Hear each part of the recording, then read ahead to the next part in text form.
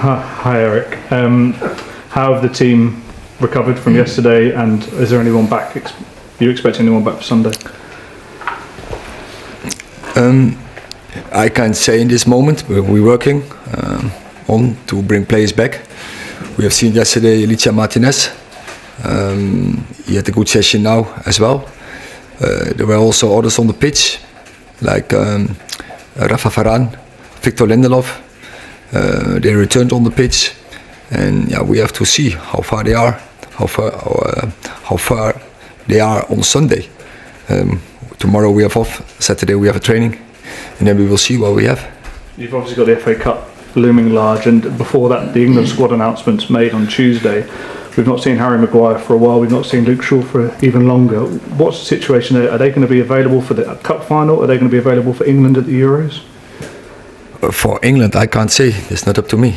But for the Cup final, we're working on. And I think Harry Maguire, I think it's a fair chance that he will be available. We plan him. Luke is more complicated. That is, in this moment, I don't think it's, let's say, it's a less chance that he will make it, but there is still a very small, reduced chance. Are you able to elaborate on the setback? You're able to elaborate on the setback that you said he had recently? Yeah, he had the setback, and now we have to find out how far he is. Erik, the last two games, have Sofian Amrabat and Ahmad given you a selection problem for the FA Cup final? Because they've come from nowhere and both produced two really good performances. It's internal competition, and I think they perform well first. I think their progressing across the season is very good from both, and now they deserve the chance.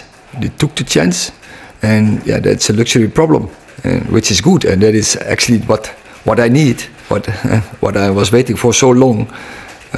Actually, I was waiting for a whole season. Such a luxury problem, and we need a squad to win both games. Yesterday, Wolves released a statement about VAR, saying they want to scrap it, and the Premier League are obviously going to vote on it. What is your view? Can you see a world without VAR, or do you think we're stuck with it and we've just got to try and make it better? I don't think there is a way back, and so in principle it makes the football more fair. But there are some problems, and I think we have to find solutions for those problems. So we have to make improvements. Hi, you mentioned the amount of potential you see in the squad. I wonder, going forward, especially in the summer, what do you think you need to change or add for the squad to reach that potential? I know I have this in my backhead, and my focus is we have 10 days, two very important games. So now the focus is on the two games. Wayne Rooney was quite critical yesterday after the game about the squad in general, saying there needs to be an overhaul, you need to build around Bruno and the young players. Do you think that's quite unfair, especially considering the injuries you've had? No, as I say, I look at the two games. That's important, and other issues will only distract us. We know what we are building on, and we have to keep this process going. But at the same time, we have to win games, and two very important games. And so all the focus, for me, from the team, has to be on those two games. Jonty. Erik, what do you make of Brighton specifically, and how important is a big finish to this Premier League campaign, especially in advance of this FA Cup final? Most important is our game, and of course, again, it's a typical style of play, Brighton. I admired the way they approach the game, and it's a real challenge. So we're really looking forward. But it's up to us. It's up to us to get the right plan, to get the right execution. So to prepare the team in the best way we can, and then it's about the players to get the win. No doubt about it, an up and down campaign for yourselves.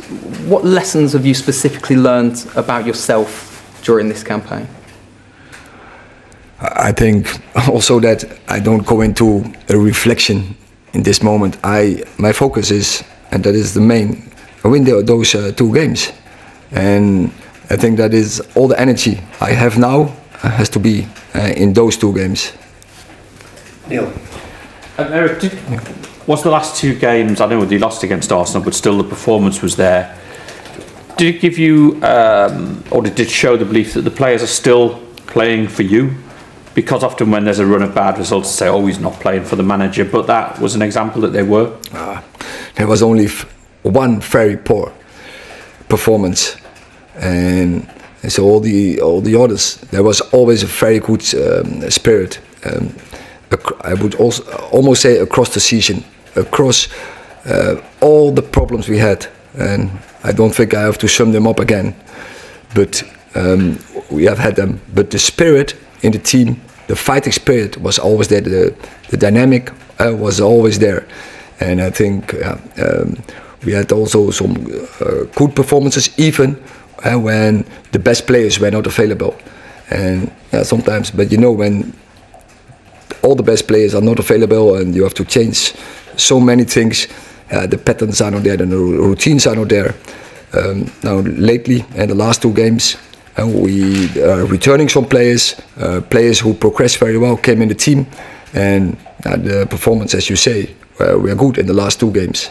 And do you think it'll have been a good sort of learning curve in a way for some of the younger players? I mean, 3 of them, each of them scored against Newcastle, and it's been a tough season, but do you think that'll make them strong, having to sort of help out when maybe they might not otherwise have played? Absolutely. So confidence is a great thing, and in this season we almost didn't get the turning point where you say, hey, now we can make a step through. I remember the Arsenal game where we played very good, and in the 87th minute I thought we win the game with the goal from Garnacho, and that could have given a big lift to the team. And with those belief and confidence, you build on in next games. But we never got this. But a game like yesterday, of course, this will help, and especially young players. And there were 3 very young players on the scoring list. It will give them a lot of confidence and belief going into the next game and games. Ty. Hi, Erik. We saw Marcus Rashford have a bit of a confrontation with a supporter yesterday before the game. The clip's been seen everywhere now. I'm just wondering if you can elaborate on what happened and how you think Marcus reacted. Was it fair enough for what was said? Do you want players to not react in that situation? I have seen yesterday, I felt yesterday, there were 68,000 fans. So 3,000 fans from Newcastle. Maybe they were negative, they were disappointed, but the 68,000 fans, they were all very enthusiastic. They were very positive about the mood and the spirit and the vibe, the ambience in the stadium. So, which is very good, and what shows the strong bond we have between the team and the fans. Carl. Mr. Ten Hag, several weeks ago you said you had an idea what was behind all of the injuries this season. Do you have any further information or development on that idea that you can share with us? No, I know, but I don't share this. It's not for now. It's also not important because we can't change this. And the coming 10 days, it's about those 2 games. The things that you can change would be for the future, and you intend to change things for the future? That is for the future, and that is for across the summer, and not for now. During pre-season, you said you were going to turn Manchester United into the best transition team in the world. Is that still your ambition? I think we have players in our squad, and I mean in the transition, the attacking transition, we can play very good transitional football. And I think we showed on many occasions that we did this, that we are very quick, direct game, and we can set this up. And we can take a lot of benefit from it, and I think we have seen those patterns across the season. But the defensive? But I meant attacking transition. That is what I said. Throughout the season, the ambition was attacking transition. That is what I said. But of course, also other things.